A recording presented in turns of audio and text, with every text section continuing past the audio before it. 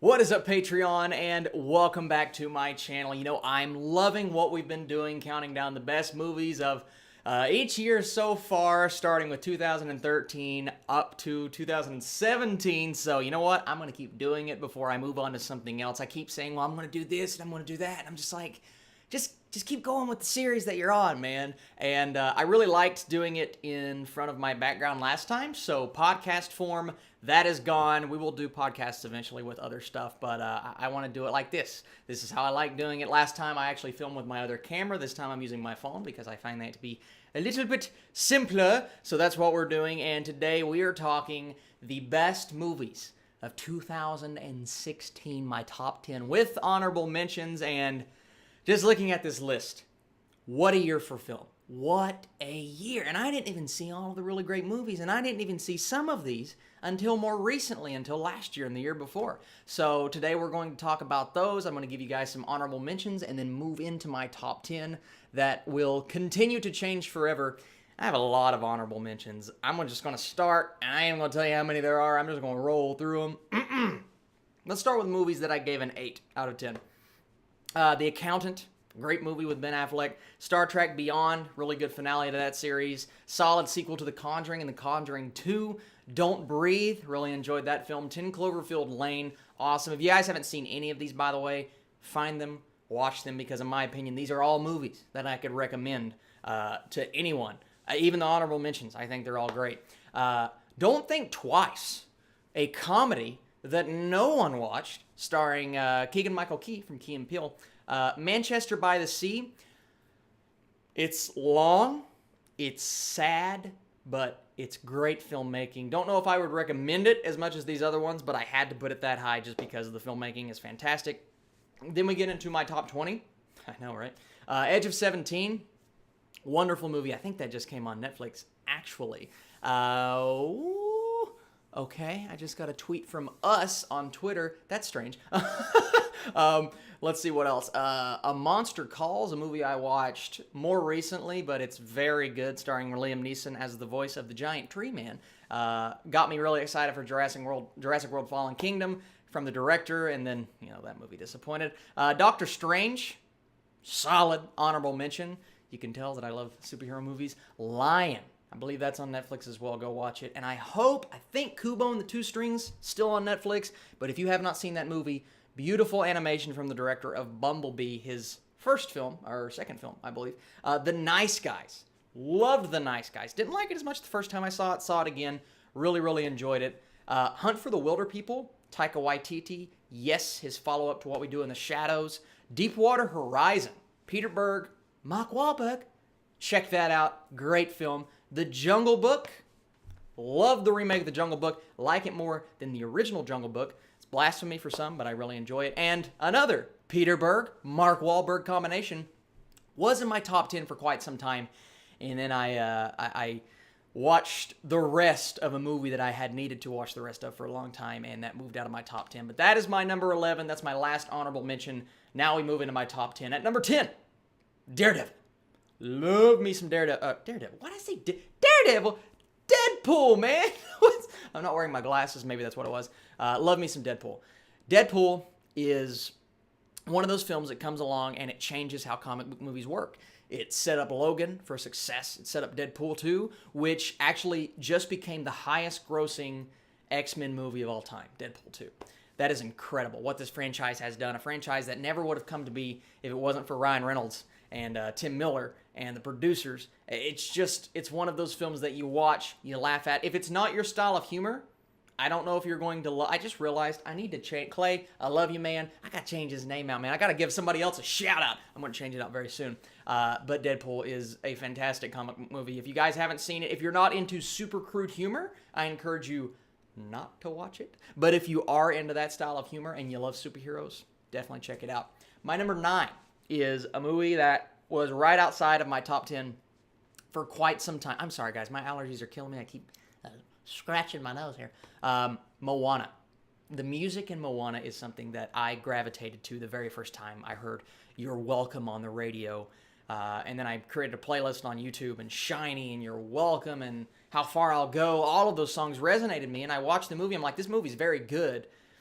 and I've watched it 4 times, 5 times since then, and it's one of my favorite modern Disney movies. It's one of my favorite Disney movies. That and Wreck-It Ralph are two of the what I believe to be the best Disney movies that reminisce back to how it used to be with the classics. I mean, it harkens back, but it also does something a bit new, and it has this new animation style. And I think Moana is one of those films that will really resonate with kids, like, and it's funny because it's the directors, like The Little Mermaid, or like a Pocahontas, or even like a Lion King. And I really hope that turns out to be the case, because I think this movie was better than Frozen. I think it deserved to make more money than Frozen. I still like Frozen, but I like Moana a lot better. Now, number 8 is the movie that I said I watched parts of. I didn't get to see the whole thing, and then I recently went back and watched the whole thing, and I'm like, yes. This is filmmaking. This is Barry Jenkins. This is Moonlight. Moonlight is a beautiful story. It's a beautiful movie. Regardless of how you feel about the actual plot of the film, whether it's you don't believe in it, or religious purposes, or here and there. I look at it based on the filmmaking and how touching, both physically and metaphorically, I guess, how touching the movie is. It's a gorgeous in terms of color correction and acting, and Mahershala Ali's performance, as much as he was not in the movie, because he really wasn't in it that long, he was phenomenal, and he deserved that Oscar for Best Supporting Actor that year. Barry Jenkins is a national treasure, and there's rumors that he's creating an original sci-fi film, and my goodness, sign me up today, because that seems like something that I would be on board with, absolutely. Next up, number 7, Hacksaw Ridge, from director Mel Gibson. What an incredible performance by Andrew Garfield. It's something that resonates with me, because I love, like, movies about the war, whether it's Saving Private Ryan, or Black Hawk Down, or Dunkirk, which I went back and watched recently. I love all of those movies, and I really love Hacksaw Ridge. It's a beautiful, beautiful film. It's a wonderful story. It's heartfelt, makes you feel good. Towards the end, not at the beginning, but I just love a movie based on a true story that is handled that well. And Mel Gibson, say what you want to say about him, the guy he can direct. He can direct just as good as anybody, and I can't wait to see what he does next. My number 6 is Rogue One, a Star Wars story. This took me a few watches. I had to watch it a few times before I really appreciated the craft. And first off, the third act is one of the best third acts of any Star Wars movie. That's easy. It's the first 2 acts that a lot of people have problems with, and how the story may at times feel a bit choppy, and it's not as well put together as something like, The Force Awakens, or even a lot of people will say Revenge of the Sith is a better film. Guys, I'm getting sick or something. My goodness. A lot of people will say that Revenge of the Sith is a better film. I disagree. I think Revenge of the Sith is absolutely the best of the 3 prequels. I guess there are a lot more prequels now, but that George Lucas set of prequels. But I think Rogue One is just beautifully made. The scale is incredible. The Darth Vader scene, it's kind of a cheat code. One of my favorite scenes in Star Wars history. But just the way it ties in all those loose ends that we never thought that we needed to know about, I think it was handled super well, and I can't wait to go back and watch it again. I've watched it multiple times, and every time I watch it, it seems to get better, because one of those movies that I watched the first time, I'm like, I really like this, but now I love this. And I encourage you guys to rewatch movies more often than not, because sometimes your opinion can go down, but sometimes it can go up as well. My number 5 is Hell or High Water. And I can't believe it's number 5, because I raved about this movie for months. And actually, my top 5, so we've handled all of the 8s and the 9s out of 10s. My top 5 they round up to be 10 out of 10s, whether it's a 95%, 96%, 98%, or 100%. I have all 5 of those on there. Please watch these movies if you haven't. Hell or High Water is on Netflix right now. I know it is. I just saw it. So go check it out. It is a beautifully told modern Western starring Jeff Bridges, Chris Pine, I gotta look it up, because he's one. Ben Foster. Didn't have to look it up. Remembered. I love Ben Foster in this movie. He's actually my favorite performance out of an Oscar-nominated Jeff Bridges and a should-have-been Oscar-nominated Chris Pine. But the movie itself is just intense. It's expertly crafted, and it's full of suspense that you don't find very often in a Western like this, unless you're looking at a movie like No Country for Old Men. Both of those films are in the same tier of quality, so I encourage you guys to go check this out. 2016 was one of my favorite years for movies ever. 2014, 2016, probably the two best we've had in a long time, because both years, my top 3 or 4 films were just masterpieces. Both, all 8, 9 of those are in my top 100 of all time. At number 4, another one that I rave about constantly, Arrival. I love Arrival. In my opinion, one of the best, most well-told sci-fi original movies we've ever seen. And Denis Villeneuve, you heard me on my live stream talk about him for 3 or 4 questions. He is my favorite director working today, him and Chris Nolan, here and here. But what he does behind the camera, what he did with Arrival, originality, pacing, tone, cinematography, score. Rest in peace to the man who did the score for this film. I'm not putting together his name in my head right now, but he recently passed away, and tragic loss for the industry, because he's just phenomenal. Everything about this movie works for me, and I didn't fully appreciate it the first time I watched it. I did love it, but I didn't fully appreciate it until I went back and watched it again. A movie that I did fully appreciate, my number 3, the first time I watched it, and I loved it. Oh, sucked in from the first scene all the way until the end. Ryan Gosling, Emma Stone, Denis Villeneuve, Damien Chazelle, all 3 of those coming together for La La Land. And La La Land is magical. It's a magical film. I love this movie so much, guys.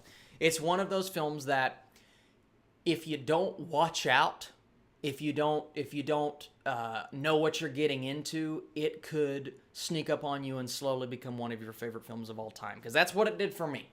It is in my top 30 movies, which will tell you what these other 2 are, of all time. It is beautifully told. I talked about color a few movies ago. Color correction in this stands alone. Stands alone. Some of the best I've ever seen. La La Land is beautiful. Beautiful physically and metaphorically, and from a script perspective and just everything. You know what? I want to go back and watch it right after this video, and I probably will. La La Land is one of those movies can't rave about enough. Another movie that I can't rave about enough is Captain America: Civil War. It was my number 1 for quite some time. I believe it was my number 1 when I actually did my list. But things changed, folks, and you rewatch other movies. Now, rewatching movies, I've seen Civil War more than any movie on this list. I've seen it like 28 times. I have a problem.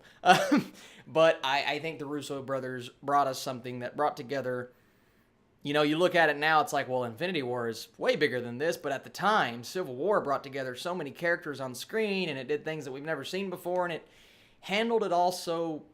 It was well crafted from a standpoint of, oh, I never thought they could do this. I never thought they could pull it off, and they did. I should have trusted them more than I did because of what they did with Winter Soldier.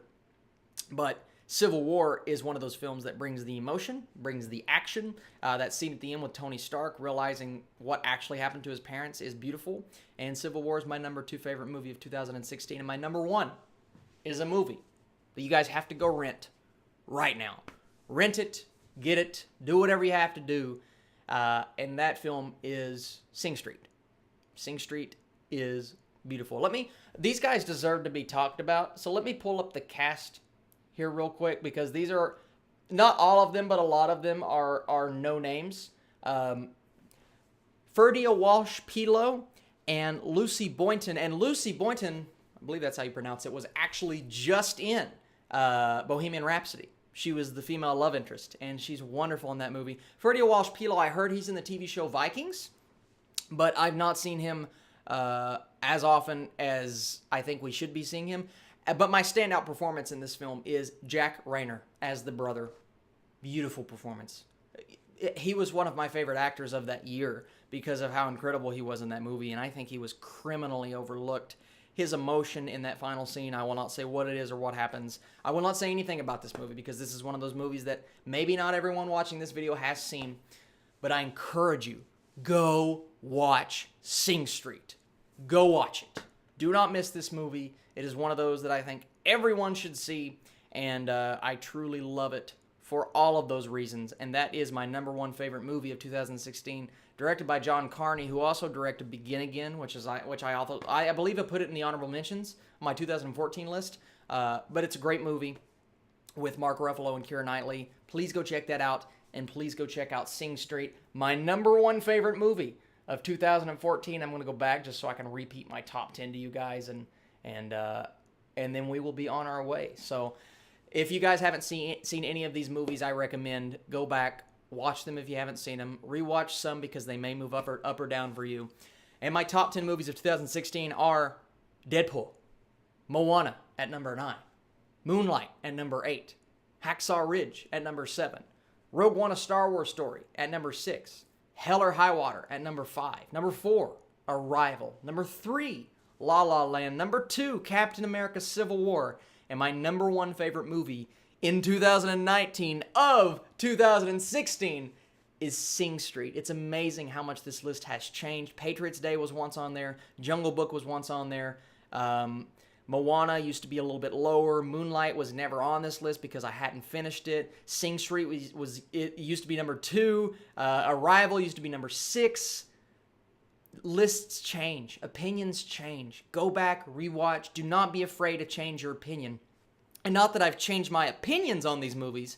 It's just some of them have gotten a little better. Some of them I've not liked as much. But that's okay. That's okay. If you don't have to hold true. If you give a movie a score, say on Letterboxd, you don't have to hold true to that opinion. You can always change. You can always do something different because movies, they resonate over time. They become cult classics. They become things that maybe aren't as good as you thought they were the first time you saw them.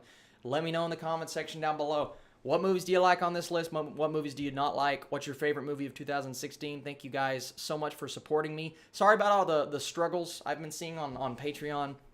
Some people's payments have not been going through very well. I've been seeing some people in my Twitter messages asking if I've received everything. So far, so good, but we will see because it does look like Patreon's struggling. We're working on t-shirts. Just letting you guys know. We just went and picked up, so we had the fabric. We had it for quite some time. Madison's already created the iron-ons. We just went and bought the shirts. Those things are going to be put together. We will be sending the entire shirt, not just the shirt and the iron-on, make you guys do it. No, we're sending the whole thing. We've got it all planned out. More updates as they come. Sorry, we're not a t-shirt company. I know I promised this like a month ago, but we're trying to do all this and make it all work and manage YouTube and Madison's YouTube, which he has a channel now, Keto Coleslaw. And just everything, guys. But this wouldn't be a possibility without you all. I always say it. I hold true. I remain in that fact, and I will never leave that fact that you guys are the reason why I do what I do, and I love it. And I truly appreciate you guys. Thank you so much for watching this video, and I'll be back. Pushing the other stuff to the side, I'll be back with 2017, my redo of that list. I'll catch you guys very soon.